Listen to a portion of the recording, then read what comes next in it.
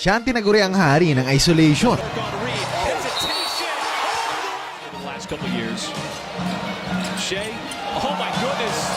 Oh my goodness. At sa pinapakita niyang yan, si SGA ang numero 1 sa MVP ladder ngayon, averaging 32.6 rebounds and 6 assists this season. At ang mas nakakamangha pa, 64% din ang true shooting clip niya. Kaya naman siya talaga ang bumubuhat sa offensive rating ng kanyang prangkisa. At maniniwala ba kayo kung sabihin kong in phase siya para tapatan ng record ni Michael Jordan sa liga? Bilang ang malalarong mag-average ng 36-2 na may 50% field goal shooting pang kasama. Kaya historic talaga ang kanya ngayon pinapakita. At siya ang dahilan kung bakit numero 1 ngayon ng OKC sa kanilang komperensya. Gamit ang kanyang swabing jumper, quick first step at 7-foot wingspan, marami na siyang depensang pinasuko at pinahirapan. Kaya naman ito ang mga dahilan kung bakit napakahirap talaga niyang bantayan. Tara't balang kasi natin ang laro ni SGA at ating pag-usapan. Ito ang kwento ni SGA. Shea keeps the dribble alive. Nice swing and scores with a left hand.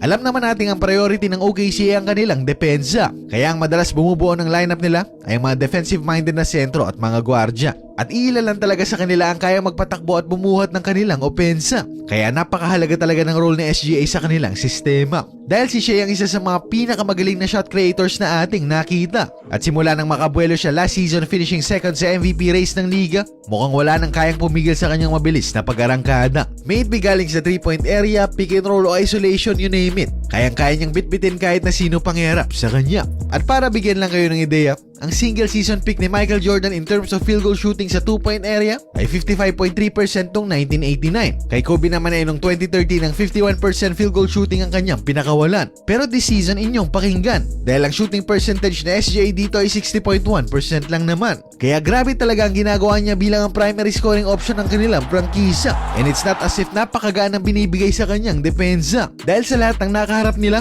iba't ibang bersyon ng defensive schemes ang binabato nila sa kanya. Minsan nakaharap niya ay mga mas maliliksing gwardya. Minsan naman mas malalaking sentro o forward ang hinaharap sa kanya. Pero kahit ano pa dyan ay sa kanya ay wala yang problema. Tingnan nyo nga rito na ang 6'1 na si Pippen Jr. ang bumabantay sa kanya. Sa poste wala rin itong nagawa at minamalang ni Shea na parang bata. At ang mas malaking defender naman ang ibigay sa kanya, as expected iniwanan lang siya na parang practice ko ni SGA papunta sa shaded area. Kaya kung papanoorin parang napakadali lang ng basketball sa kanya. Pero kung isipin natin ng malalim, mga elite na talento rin ang kasabay niya mga atleta. Ibang level lang talaga siya. At ang gravity niya ito ang isa ring dahilan bakit efficient ang tinatakbo nilang opensa. Dahil once ma-breakdown ni Shea ang primary defender niya, asahan na nating magko-collapse sa kanya ang depensa, leaving his teammates wide open sa mga designated spots nila. At sa open court din siya isa sa mga pinakamatinik na finisher sa liga. Mula umpisa hanggang dulo siya magtatapos ng fast break nila. Kaya naman kahit ang mga top defensive teams na ang humarap sa kanya, kamakailan lang ang Memphis at Minnesota, hindi rin nakaarok sa bangis niya sa opensa. At sa dalawang game na yan, pumunto siya ng 75 points, 9 assists at 9 rebounds, converting 70% ng kanyang mga tira.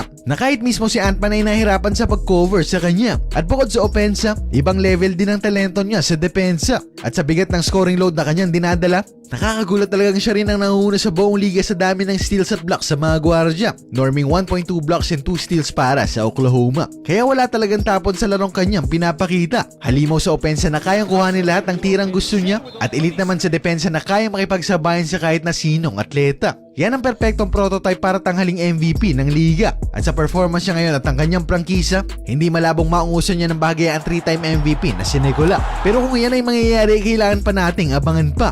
Ang alam lang natin ay kung si Shea man ang tanghaling MVP ng liga, ay hindi na dapat tayo magtaka.